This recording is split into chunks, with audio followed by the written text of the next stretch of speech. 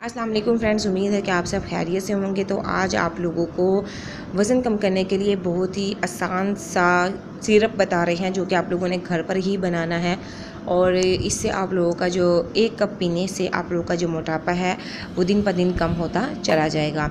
इससे पहले अगर आप लोग हमारे चैनल पर न्यू हैं तो चैनल को लाजमी सब्सक्राइब कर दीजिएगा। अज्जा और तरीका आप लोगों ने लाजमी सुन लेना है और कब इस्तेमाल करना है ये भी लाजमी सुन लेना है।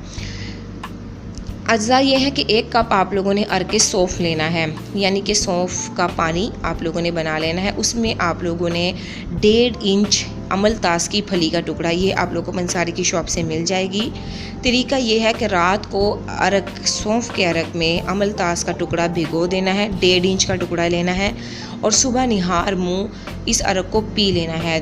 2-3 दिन इस्तेमाल करने से पहले पेट की सफाई होगी, यानी दस्त की शिकायत होगी, फिर सब ठीक हो जाएगा। कुछ अरसा मुसलसल इस टोटके का इस्तेमाल करें।